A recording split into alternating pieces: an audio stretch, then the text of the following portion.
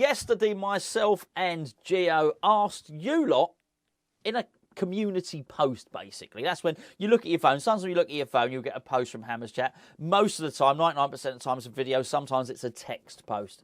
It's generally when we need to point your attention towards something, or we're asking you for some ideas. And we were scraping around for a few ideas, mainly for Sunday's uploads, and we said, ask us some silly questions. Or just ask us a few questions. And generally, because people have been watching this channel for some time, they come up with some silly old ideas. Myself and Gio recorded a video where we covered we thought we'd covered all the questions. By the time I went to record this, I noticed there are a load of new questions on there. So I'm just going to rattle through them now. Myself and Gio will be discussing the other questions in the video, which gets uploaded tomorrow. Okay, so we'll start with Major 84. You know him. He's the one with the avatar with the T1, the split screen VW camper, which is a lovely vehicle. Major says, well, this isn't actually this isn't a silly one. This is a very, very serious question. It says, why have West Ham been incapable of signing a prolific striker since Dean Ashton, John Hartson? Major, I'm not sure we have been incapable of it. I really don't think we have. In fact, I think we have. I think it's more about West Ham. I think we can sign the players. I just don't think. Maybe we're cursed or something. Chicharito was a wonderful, wonderful player. He scored goals everywhere he went. And when he came to West Ham, it wasn't like he was completely washed up and his career was over. Far from it. When he played and we played to his strengths, he scored goals for West Ham. A really uncanny knack of knowing where the goal was. But a poacher, and you have to play to his strengths. So we get this guy in, and we don't play to his strengths. He was a fox in the box.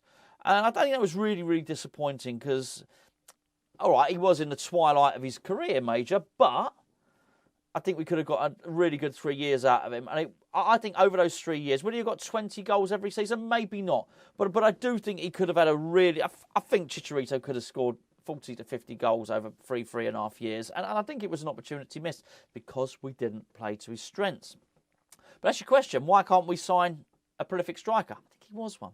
I think Haller, and by the way, we wish him very, very well indeed. He's due in for an operation.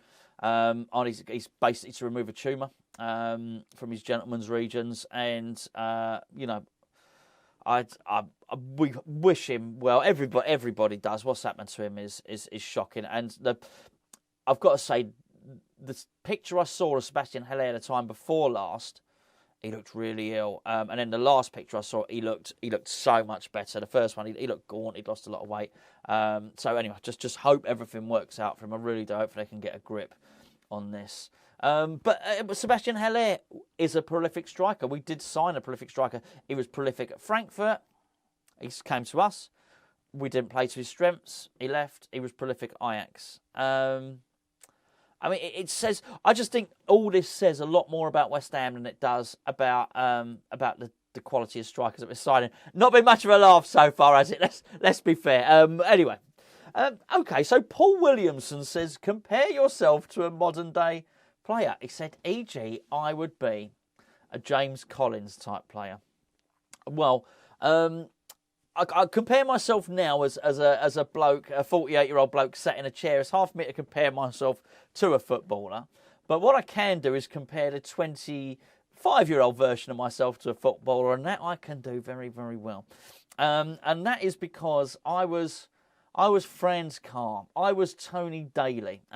Basically, I was the quick player that had hardly any skill at all. That was me. I used to run at a very competitive level. I used to run at 3A's level when I was younger. So I was fast, but I had a terrible, terrible, terrible first touch. And I do remember my coach telling me, my football coach telling me, you've got a terrible first touch, but you're so quick it doesn't seem to matter. All we got to do is try and teach you how to cross. So it was basically, whenever you've seen the film Forrest Gump and they say run Forrest 1, that was me. I just had to knock it down the line and I had to steam after it, beat my fullback, which I invariably did, and then what you would see thereafter would be the worst cross you've ever seen in your life, the worst first touch you've ever seen in your life. I was very fast, completely ineffective. Maybe I've done Franz Carr and Tony Daly a disservice. There's people watching this who are thinking, who's that? Who are those players? I don't know who the modern equivalent of those players is, because a lot of the players now, they do have really, really good technique, don't they? They just seem to have worked on it a lot more. But, anyway, I was going to compare myself to someone else there, but I actually won't do it, because it would be an insult, because actually he wasn't bad technically at all. But Paul, that would be what I would go for. Now, this one is for Gio, right? And this is from Obsidian Curse, who posts all the time. He said, Gio was a Scotsman and a West Ham fan. What would be worse, England winning the World Cup or England being knocked out early, allowing Southgate to take over West Ham? I can't answer that for Gio. I guess we will have to find out from him, won't we, whether he would be absolutely dreading Southgate taking over as West Ham. Okay, Leonardo, brilliant Leonardo, love these. He's done 2 questions. He said, maybe a little late for the video, but I have 2. You're not late for that video, mate. We're doing it anyway. He said, who has been the West Ham player you were convinced would become a Premier League great, but he didn't achieve it? Oh, sorry, outside of West Ham. Who's been a West Ham player you were convinced? Okay, West Ham had a young player. His name was Kyle Reid. I used to watch a lot of England's under 16s, under 17s, under 18s, that sort of thing. So I watched this lad for England. I think it was England under 16s at the time. And I hadn't had a bad eye for a player. I remember watching England. I remember Steven Gerrard coming through and thinking, he's going to be a player. I remember Dean Ashton coming through. He was at Crewe, and it was so clear that Ashton was going to be a really good player. So anyway, what I always used to do when I used to watch the England games was I used to watch them and think, which club is this one from? Sometimes the commentators would say it. Sometimes you'd have to do a little bit of research yourself. But not in the days of the internet. You could just type it in now. It wasn't easy. So a lot of the time you're waiting for the commentator to say it. Anyway, so there was this winger playing for England youth team. 2-footed, could do anything. It was one of the most amazing footballers I've ever seen. Wow, this guy is brilliant. And then the commentator starts saying stuff about him. He's taking him on again. He was unplayable. It was a performance that, honestly, to die for. Amongst the best performances you've ever seen. Whatever. Ronaldinho at his best or something like that. Brilliant. This is what he was like. 2-footed. And then he said the words, the commentator. He said, West Ham Academy graduate Carl Reid. Oh, West Ham. He's at West Ham. I'm telling you, I was convinced.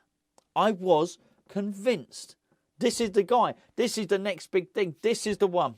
Kyle Reid. And it just never happened.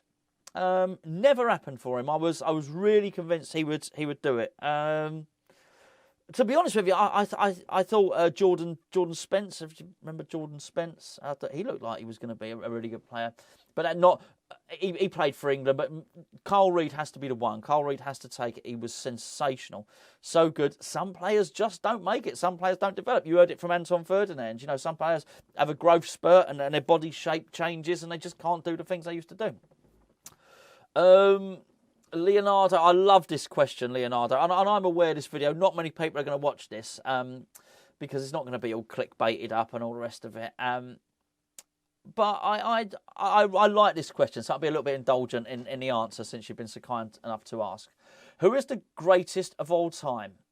And if England can't win the World Cup, who do you want to win it? Okay, the second one, don't care. I honestly couldn't care less. Well, obviously I want England to win it. If England don't win it, I won't even watch it. It just gets switched off. I wouldn't even watch it. Who's the greatest of all time? Right, okay. I don't know who the greatest of all time is, all right? But I'm going to throw some names at you. I know you're not asking for one.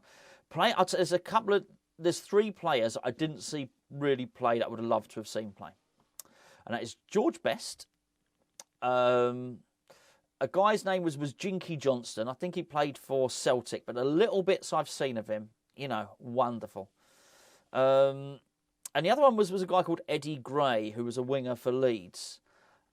These guys looked absolutely outstanding. There's a reason I haven't picked Bobby Moore, is because I've seen as much of Bobby Moore as I was likely to see. And in all honesty, I'd love to have seen him play live and all the rest of it, but it's quite clear the type of wingers I like, type of players I like, which is sort of tricky wingers. Those 3 players there. Could I say they're the greatest of all time? No, but I really enjoyed watching them play. In terms of players that I've seen play, I think this is always really evident. When you go and see a game, when you go and watch your team play, when there's someone on the opposition team that can really hurt you, it's really evident that it numbs the stadium. It's a really class player can just dictate a game, and I've always thought it's an amazing thing for one player to dominate a game when there's 22 players on the pitch, and that's really something. It's not like a golfer or whatever, or a tennis player doing it, and there's only 2 players on the tennis court. It's easy to stand out. So hard to stand out in a game of football. But you have fear running through your veins when there's a really hurtful player on the opposition team. And there's some players spring to mind, actually, when I think of that. Matt Letizia would be one. He was an amazing player to watch. I take it you're asking about non-West Ham players here. We've done so many videos about which West Ham players we admire. I thought that's what you're talking about. I thought Tony Adams was really impressive to watch, and so was Roy Keane for similar sort of reasons, really. I don't think I've ever quite seen anything quite like Ruud Gullit, I've got to be honest. People talk about John Charles, right? John Charles. I never saw John Charles play. John Charles, apparently a Welsh footballer, was as good as a centre-back as he was forward, right? I mean, imagine that. It's hard to imagine in today's game, isn't it? So I never saw John Charles play, but Ruud Gullit was something else. And I only saw him play live in the twilight of his career. He was at Chelsea. He was playing sweeper then, but there was a couple of times they played him up front. You've got to remember, this guy played as a centre forward for Holland and AC Milan, played in midfield, he played on the wing, and he played in central defence. He was amazing. He was amazing. And I remember watching Ruud Gullit play at Chelsea, and it was...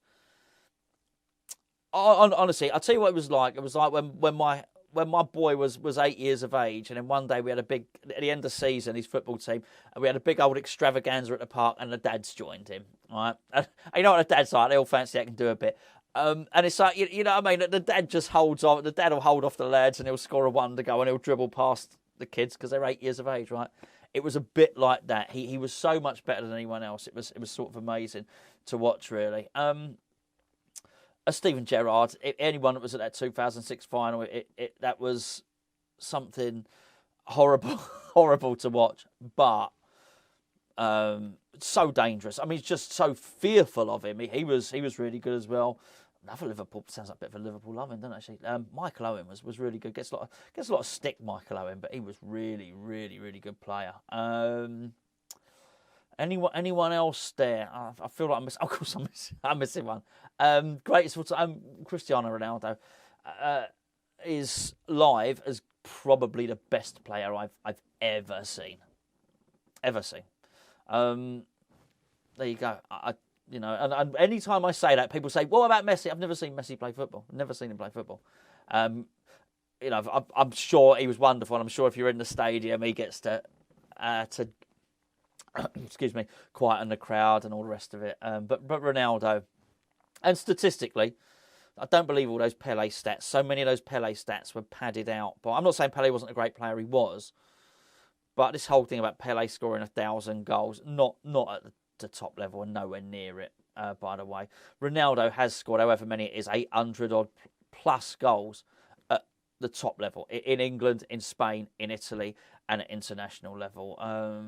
Is he the best player that's ever lived? I don't know. He's the best goal scorer that there's ever been. I'll tell you that much. Great questions, mate. Love that stuff, actually.